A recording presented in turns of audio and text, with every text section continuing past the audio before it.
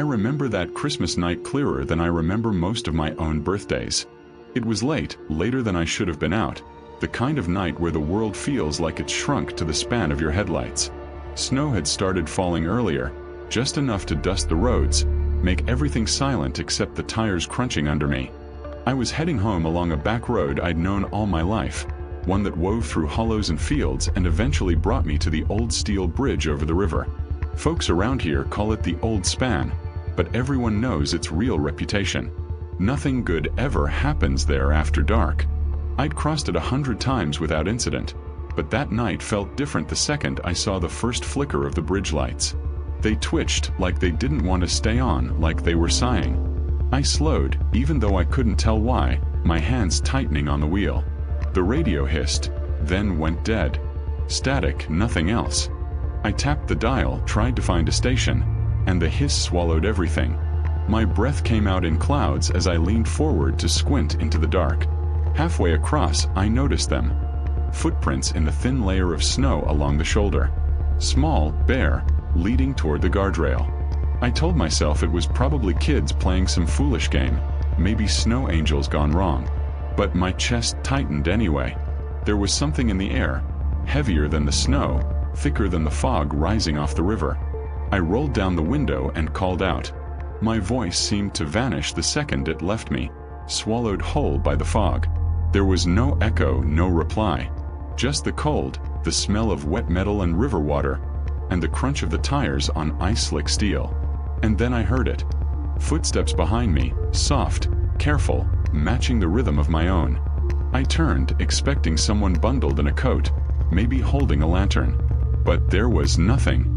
Nothing but more bare footprints appearing in the snow behind me, stopping right at the driver's door, as though someone had taken careful measure to mark my path. I froze, breath coming in shallow bursts. Frost began creeping across the edges of the windshield, and I could swear the bridge itself seemed to pulse with it, like it was alive, watching. I could hear the river below, rushing cold and dark, and for a moment, I imagined the footprints leading straight into the water. I sat there, paralyzed, telling myself I was imagining it, that it had to be my mind playing tricks, the isolation doing its usual work. But then a cold draft brushed against my neck, and the crunching continued, a rhythm I couldn't shake like a warning. I forced myself to start the truck, easing forward inch by inch. The footsteps followed me for a few yards, then vanished toward the guardrail. I didn't look back. My hands shook so badly I could barely keep the wheel steady, and when I finally reached the far side, the lights flickered one last time before going out completely. Darkness swallowed the river and the bridge. I could still feel the presence of those footprints behind me, like an imprint on my skin that wouldn't wash away. The next morning, the sun came up pale and weak over the hills, melting the thin layer of snow. I couldn't bring myself to go back, but my uncle, he's lived here all his life, told me the story anyway. A child had slipped off that bridge on Christmas Eve decades ago. They never found the body. Never recovered any trace beyond a few wet footprints in the snow. And every so often, people say the bridge gives them chills, or the fog rolls in early, or footprints appear out of nowhere, bare and small, even when no one else is around. I think about it every year when Christmas comes around. I can still see the prints in my mind, and I can still hear that crunching sound in the dark.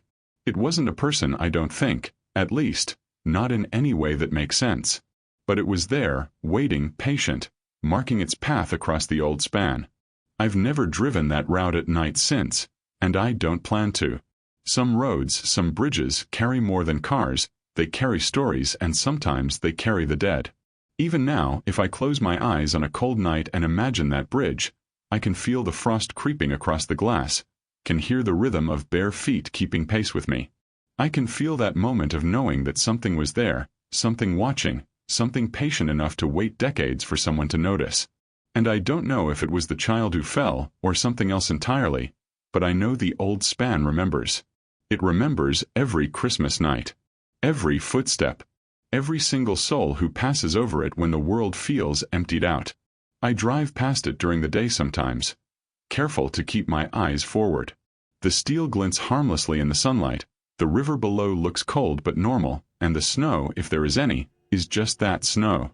But at night, when the roads are empty, I think back to that Christmas Eve, and I can feel the footprints again, small and bare, leading toward the guardrail, waiting. And for a long moment, I imagine they might still be there, waiting for the next car, the next foolish driver to notice. I don't know if the child's spirit was trying to find someone, or if it was just a warning, or if it was nothing at all and my mind tricked me. But some things you see on a bridge at midnight don't leave you. They don't fade when the sun comes up. And the old span has a memory longer than any of us. That night stays with me. The crunching of bare feet in snow, the fog rolling in from the river, the frost crawling across the windshield. I'll never forget it, and I'll never forget the way it felt to be watched, carefully, patiently, from the dark as I crossed that bridge alone on Christmas night. I always thought Christmas night was quiet, peaceful even, until that night changed my mind. I was walking home after midnight, taking the old shortcut that cut through the hills along the river. Snow had started falling again, thick and soft, settling on the branches and muting the world. The only sound was the river, louder than usual, like it was angry or alive, rushing over rocks and fallen branches. My boots crunched softly in the snow as I crossed the narrow concrete bridge, the one that pinched the road down to a single lane with guardrails on either side. The trees on either bank leaned close, shadows stretching into the water, and I felt that odd sort of isolation where even the wind seems distant. I was halfway across when I first heard it, singing. Low, cracked, slow. A Christmas carol. Not loud, not festive, but deliberate, like someone humming to themselves, trying to keep the cold and dark away. My heart skipped and I froze for a second, my breath clouding in the cold. The song stopped the moment I did. I took another step and it began again, closer this time, so close I could swear it was right behind my shoulder. I didn't turn around. I forced myself to keep walking, counting my steps, telling myself it was nothing. Sound carries strange over water. That's what I told myself. But then I smelled it. Wet wool, river mud, something old and soaked and impossible to ignore. The kind of smell that sticks to your clothes and your hair and never leaves. The singing drifted ahead of me. I could hear it on the wind, carried faster than I walked, and when I looked up, I saw a figure at the far end of the bridge. Hunched over, wrapped in something dark, the face hidden by a hood or maybe hair. I froze again, and the carol broke into soft sobbing. The sound made the hairs on my neck stand on end. The figure leaned over the guardrail, arms shaking, whispering words I couldn't make out, muffled by the cold air. The water below looked black, roiling, like it had swallowed all light. I started walking faster, trying to convince myself it was someone drunk or crazy, maybe scared, just like me. But the closer I got, the more I felt the weight of their presence. The sobbing rose, punctuated by the faint carol, and I could see the movement of the figure, trembling over the rail as if they were about to fall, or had already been trying to stay upright for hours. My boots slipped on ice hidden beneath the snow, and I caught myself on the guardrail, heart hammering. I wanted to call out to ask if they were okay, but my voice froze in my throat. I ran the rest of the way. My legs burned, lungs on fire, and the wind tore at my face. When I reached the end of the bridge, I dared a glance back. The figure was gone. Just a shadow where the darkness of the trees met the concrete edge. My breath came in ragged clouds, and I could still hear the echo of that cracked carol in my head, riding on the rush of the river. It didn't make sense, but I knew I hadn't imagined it. Something had been there. Something that wanted me to see. The next day, I told my uncle about it, even though my stomach twisted thinking about the way I'd run, the fear still fresh in my chest. He listened quietly, nodding slowly, then told me a story I wish I hadn't known. Years back, someone had jumped from that bridge late on Christmas night. A young man, they said, singing to keep himself brave as he went. They found his jacket tangled in the guardrail the next morning, but not much else. Some people swore they could still hear the song when the river ran high, the wind carrying it across the hills. And some nights, he said, you shouldn't cross that bridge at all, because the sorrow clings to the boards and the railings, and if you hear it, you can't tell if it's the wind or him. I haven't walked that shortcut after dark since. Sometimes, when the wind is right, I can hear a faint hum over the river, a melody just on the edge of recognition. I tell myself it's nothing, that I've just remembered a tune my grandmother used to sing when the power went out. But I know better. I can feel it in my chest, the same slow dread that made my legs burn as I ran that night. Something lingers there on the bridge over the water. A memory or a warning, I don't know. And sometimes I dream of that figure, leaning over the guardrail, hands gripping the cold concrete, shivering in the dark, whispering words I can't make out. The snow falls thick and silent, and the river roars below. The carol breaks into sobs, and I wake up with my chest tight, the echo of the song lingering like frost on my skin.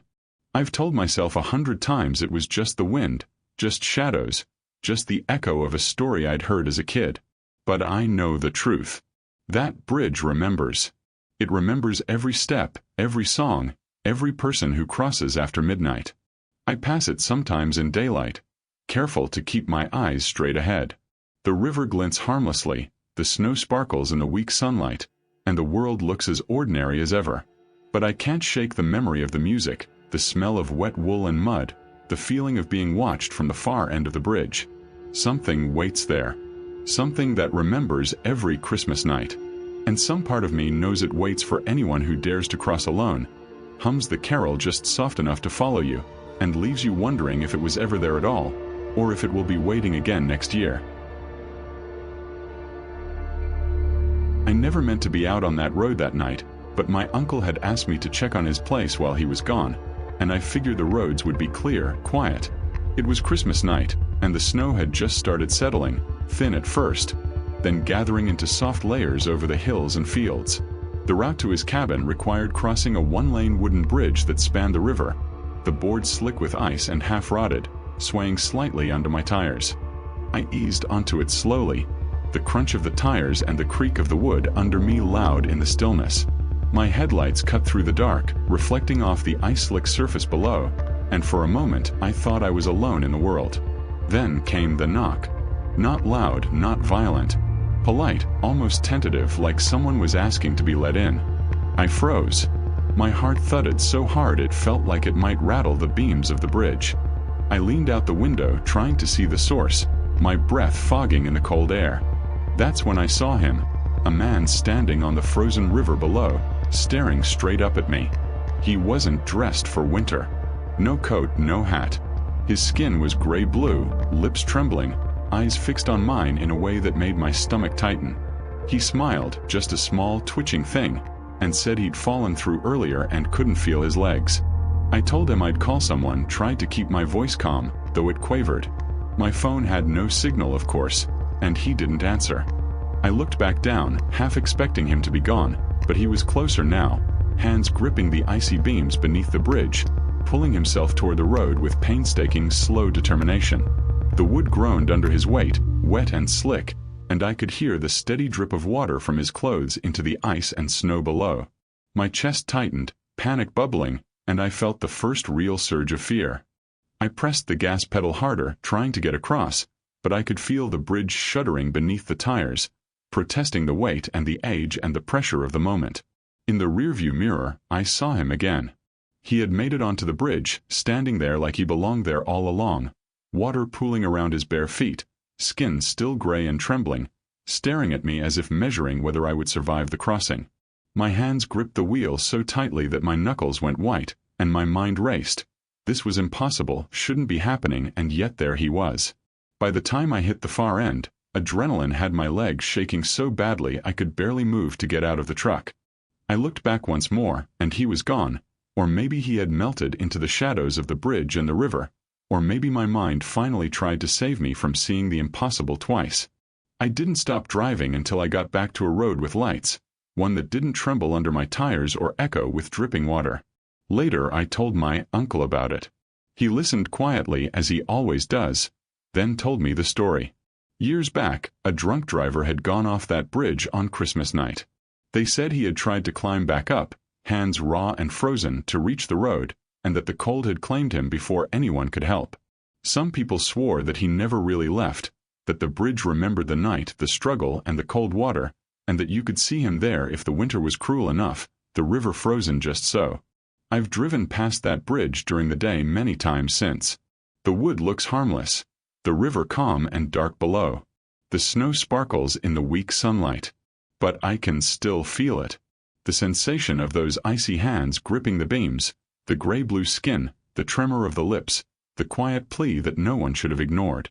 Some nights, when the wind shifts and the snow drifts across the road, I can almost hear the drip of water from above, the groan of old wood struggling beneath weight it should not bear. It lingers, just at the edge of perception, like a warning whispered across decades. I've learned not to cross the bridge at night. Even with headlights and heated tires, even when the river is frozen solid, there's a memory in that place that you can't outrun.